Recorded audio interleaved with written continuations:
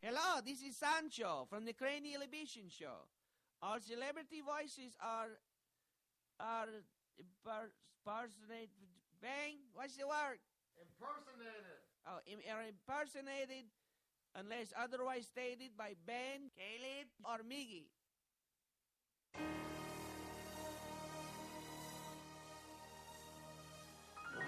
Broadcasting from within the Ybor Muta Triangle, live from the Lion's Den at 1704 and a half, yes, a half, East 7th Avenue, Ybor City, Florida. It's the Cranial Emission Show.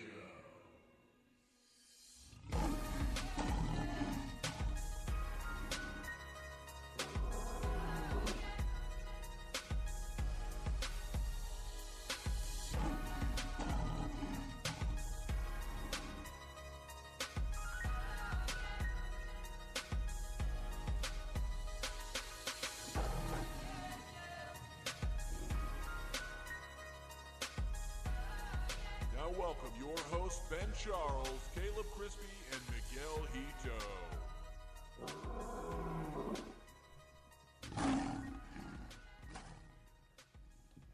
Welcome to another edition, folks, of the Cranial Emission Show, broadcasting like we do week in and week out every Friday night for the last 4.5 years from 7 to 9 p.m.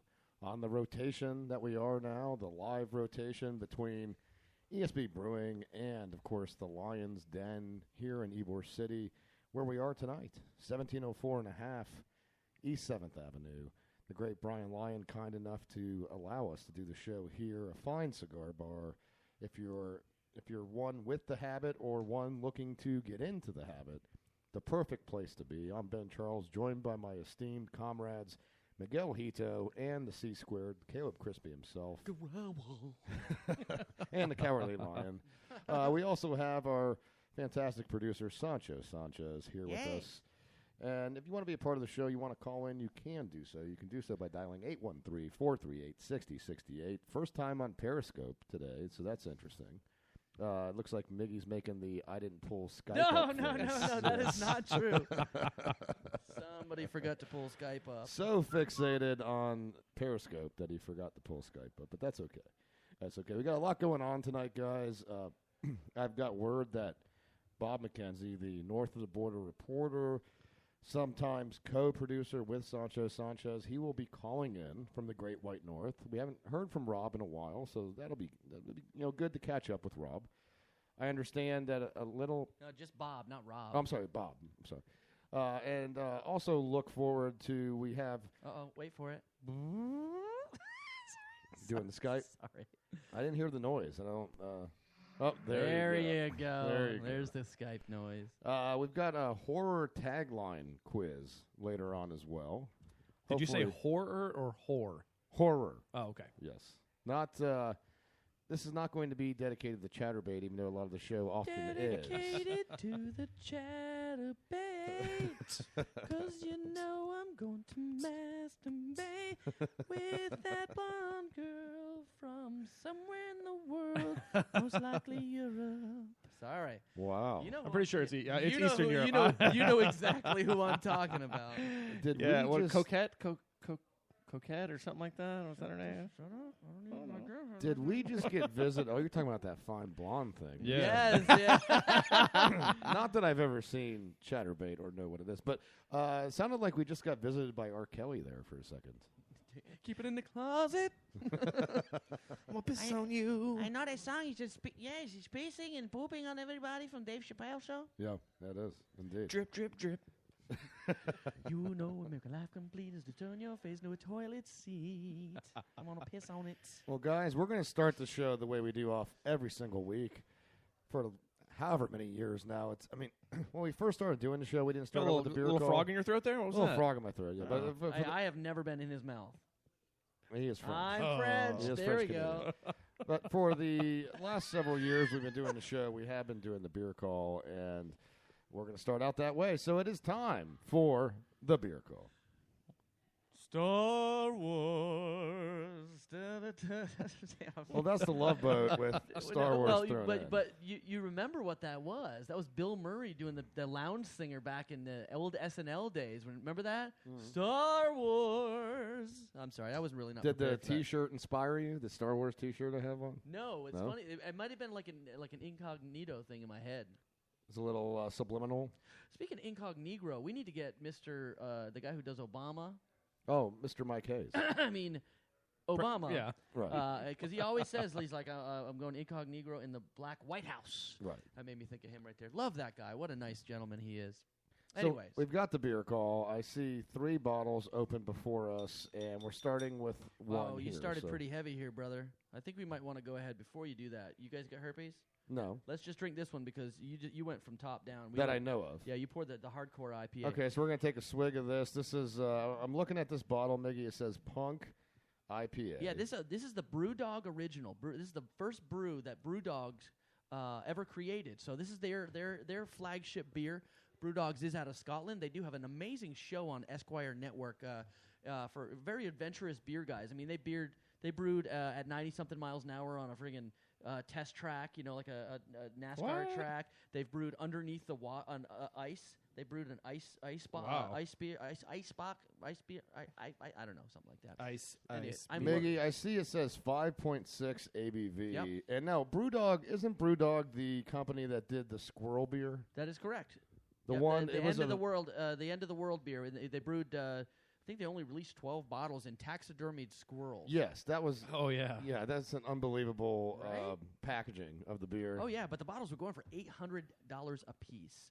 So we got this Wow. Punk IPA. It's a great tasting beer. These guys out of Scotland really know what they're doing. I do prefer some of their lesser known stuff as opposed to this, but this is still a really good beer. Usually when you go into big production of beer, you kind of get staled out on it. And but let me drink this here. This this is is a good a light flavored IPA. Yeah, it's not extremely hoppy like our traditional American IPAs. Very floral. It's not a taste bud wrecker. No. No. This is very floral. It's got a nice flavor. It's good beer. I mean, like that.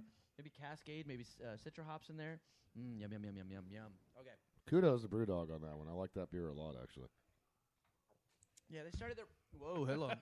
They started their brewery in Scotland. If I'm quite correct, it was about 7 years ago, or 4 years ago. I could be wrong.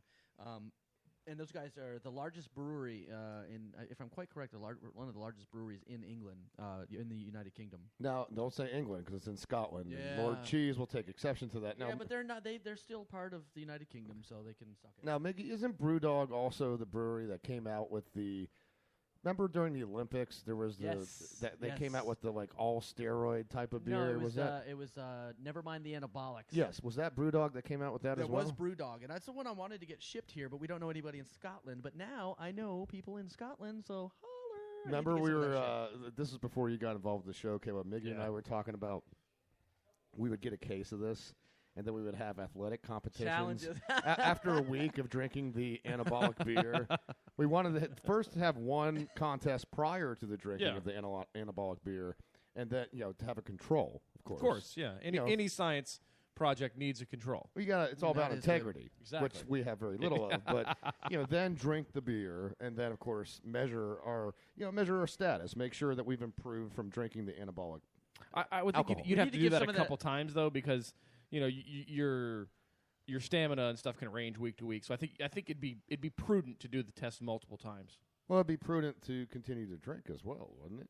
You're I mean, probably right. Yeah, you gotta have fun. it wouldn't be prudent. Thank you. I'm sorry. Now, this next one we're going to drink. Excuse me, sir. I was the president of the United States. I'm George W. Bush, and we'll be prudent. I'm sorry, That Mr. was- Bush. I didn't mean to That was interrupt George you. Bush, the prudent one. George Now, W. this one we're drinking next is known as, from BrewDog as well, is known as the Hardcore IPA, 9.2% ABV. So this is a strong one. It's known as an explicit imperial ale. Yeah, I love it, man. This beer is something special. It really pops in your mouth. That's what he said. And there it goes. That's good. I can't believe he said that. Wow. Again, not like what you're used to an IPA here in the States. It's that is good. it's more of just a nice ale. Are you guys surprised that I'm surprised at the fact that they do refer to it as an explicit ale, and so when you go to drink it, being American citizens and residents, we are accustomed to when someone tells you that a beer is strong and that's going to pop you in the mouth, we're expecting a much more hoppy, much more intense kind of flavor to it. And this one is intense in terms of the ABV, but not in terms of the overwhelming hoppiness of it, right? No, this one is more. This is just strong. I mean, it's not, when an imperial. So imperials usually range from like 8.5 up. We're actually brewing some cool stuff at ESB. I got the green light to do quite a few interesting things. So we're going to be doing that Thai basil tart raspberry ale again. We're going to do an ale this time instead of a lager because the lager took a long time. So I got green lit to do that and the squash beer again, the toasted walnut butternut squash. What about ale. my idea that I had last week about a snow peak caramel saison? That's what I forgot what you called that, but that's what I was going to say too. It's funny, but I think that might work. Let's do it. Hey, I'll do a gallon of that just to do it. Just to spite cheese? Yeah, I'll do a gallon just to do it if you want to try it. And you need to do it just to spite Lord Cheese. Of course I would. Who likes to tease you about the combinations. Yeah, and I tell you, if he would have tried that toasted walnut, he would have been pretty impressed because it was very traditional. It didn't have an explosion of flavor. It was really soft, and it was a perfect beer. It turned out everybody loved it. So I mean, to give you some accolades, Miggy, it's as a longtime friend of yours, I know how you have this phenomenal passion for cooking, and you also, within that passion of cooking, you believe in the layering of flavors. You like to have very complex layer of flavors. So but I also know when to simplify it. Well, and I think it's cool that you've learned. Yeah, to, quail eggs. That I think it's cool that you've learned how to impart that onto beer as well, and I give you credit. I mean, there's been times that you've said, "Hey, you've introduced certain beers that you guys have brewed, and said, "Hey, try this." And when you hear the list of ingredients, you think to yourself, "That can't be good," but then you try it, and it really is. Yeah, the tart raspberry. Somebody offered me $20 for a growler of it, and I was like, "Dude, I can't let it go out the door." Even though I wanted to give him that growler, I said, I will be making more. Just stay tuned, brother. So this third beer, what do we have here? The third beer is Mikkeller, and the reason I picked the Mikkeller, it's if I'm quite correct, these guys are God darn. I thought they were out of Japan, but I was thinking of the other one. No, that would be McKellar. Yeah, these guys are out of Norway. I apologize. So they're Irish Japanese. Yeah.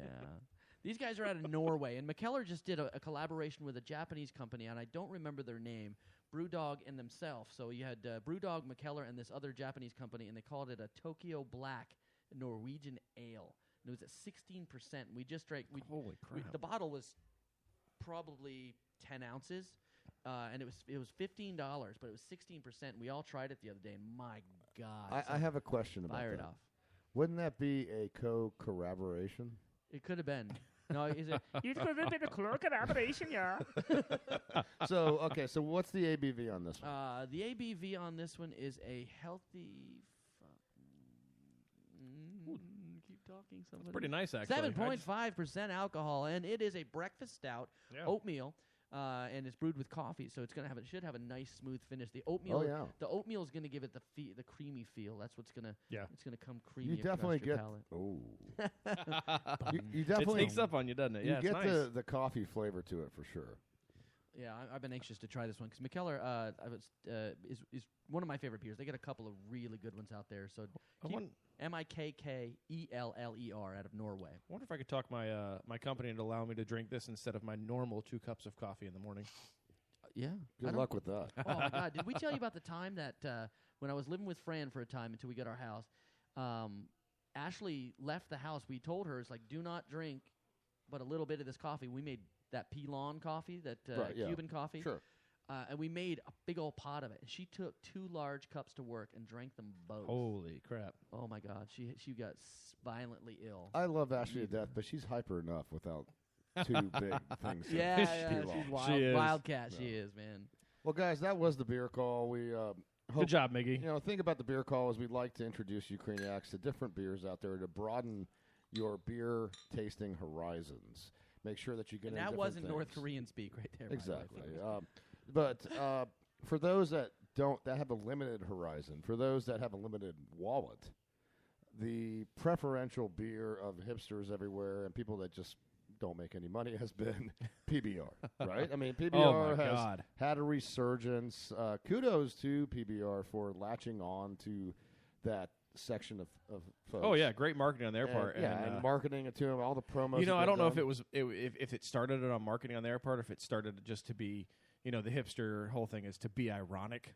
So I'm sure that's how it started. But good job to them to recognize that and pile onto it. I remember at the bar I worked at, I remember that when it got popular again, we had to have it, and we